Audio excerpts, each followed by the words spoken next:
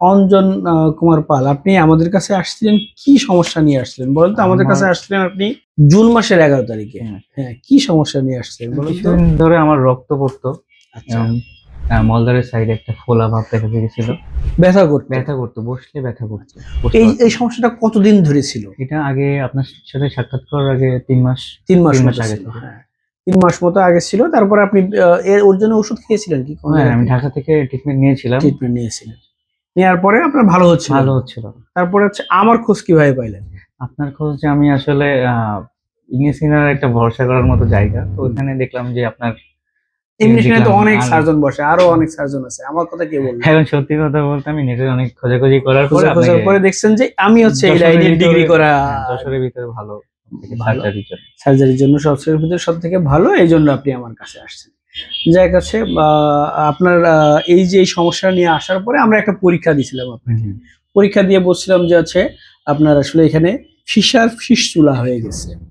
তো তখন বলছিলাম যে যেহেতু ফিস্টুলা হয়ে গেছে অপারেশন লাগবে।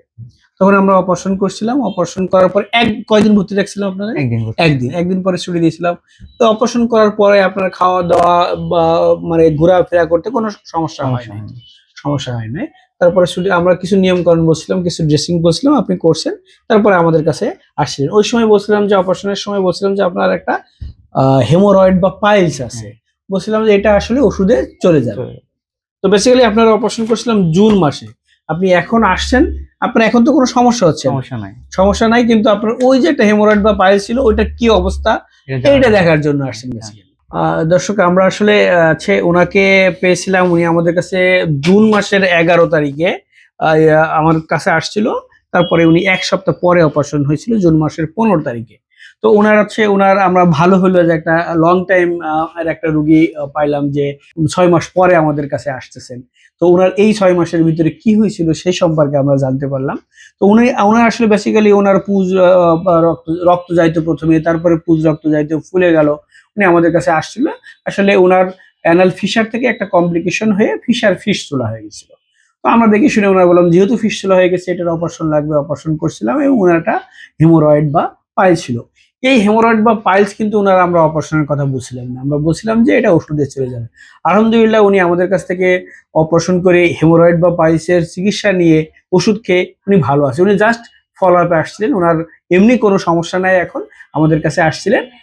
ওই যে হেমোরয়েডস ছিল আমরা যেটা বলছিলাম ওষুধে ভালো হয়ে যাবে কিনা এটা দেখাতে আসছে। আলহামদুলিল্লাহ আমরা এখন পরীক্ষা-নিরীক্ষা করে দেখছি খুবই ভালো আছে। ওই হেমোরয়েড বা পাইলস ওই ধরনের এখন তার নাই। তার আগের যে সিম্পটম ছিল এগুলো নাই।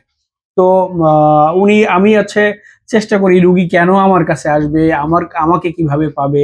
তো উনার কাছে আমি জিজ্ঞেস করলাম উনি আসলে আমাকে কেন চয়েস করছে।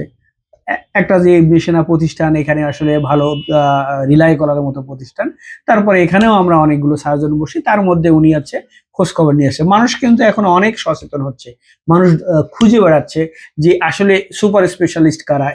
কোথায় গেলে এর ভালো চিকিৎসা পাওয়া যায়? তো আমার বক্তব্য যেটা থাকে যে পায়খানার রাস্তায় কোনো ধরনের সমস্যা দেখা গেলে অবশ্যই একজন নিকটস্থ বিশেষজ্ঞ কলোরেক্টাল সার্জনের পরামর্শ নিতে হবে। এই পরামর্শ নিলে আপনি সঠিক সিদ্ধান্তটা জানতে পারবেন। ভালো করার মালিক হচ্ছে সৃষ্টিকর্তা। আমরা চেষ্টা করি। সৃষ্টিকর্তাই আমাদের সুযোগ দিছে। আমরা এই বিষয় সম্পর্কে জ্ঞান অর্জন করে আসছি, সেটা আমরা প্রয়োগ করার চেষ্টা করি। আমার এই কথাগুলোর বলার উদ্দেশ্য বা এই জিনিসগুলোর সোশ্যাল মিডিয়ায় বলার উদ্দেশ্য হচ্ছে মানুষ যাতে অপচিকিৎসার শিকার না হয়। আমরা দেখি মানুষ যাচ্ছে, এই কোনো জায়গায় কবিরাজের কাছে যাচ্ছে, ইনজেকশন দিচ্ছে, বা কোনো জায়গায় হোমিওপ্যাথির কাছে যাচ্ছে, বা যেকোনো জায়গায় যেয়ে ইনজেকশন দিচ্ছে। হোমিওপ্যাথিতে আসলে ভালো হয় কি মন্দ হয় সেটা আমি জানি না। যেহেতু আমি হোমিওপ্যাথি পড়াশোনা করি নাই সে সম্পর্কে আমি জানি না। তবে অনেক কমপ্লিকেশন নিয়ে যে আমার কাছে আসে সেই কথাটা আমি বলতে পারি। বিশেষ করে কবিরাজদের কাছ থেকে বা গ্রামে কোয়াক ডাক্তারদের কাছ থেকে এই যে ইনজেকশন দিয়ে বা কেটে বা সুতো বেঁধে নিয়ে আসে, অনেকগুলো কমপ্লিকেটেড রোগ আমরা পাই। তো এইজন্য মানুষকে সচেতন করার জন্য আমাদের এই প্রয়াস। এই সম্পর্কে বিভিন্ন তথ্য পাওয়ার জন্য আমার ফেসবুকে একটা পেজ আছে, পেজকে ফলো দিতে পারেন। ইউটিউবে একটা চ্যানেল আছে, চ্যানেলটাকে সাবস্ক্রাইব করতে পারেন। তো অঞ্জন কুমার পাল, আপনার এই যে আমি সাক্ষাৎকারটা নিলাম এটা মানুষকে সচেতন করার জন্য আমরা একটু সামাজিক যোগাযোগ মাধ্যমে দিতে চাই। আপনার কোনো আপত্তি না, আছে না, কিনা? না। অনেক ধন্যবাদ। তো দর্শক, আবারও যে কথাটা বলতে চাই, পায়খানা রাস্তায় কোনো সমস্যা হইলে একজন বিশেষজ্ঞ কলোরেক্টাল সার্জনের পরামর্শ নেবেন। সবাই ভালো থাকবেন, সুস্থ থাকবেন, ধন্যবাদ।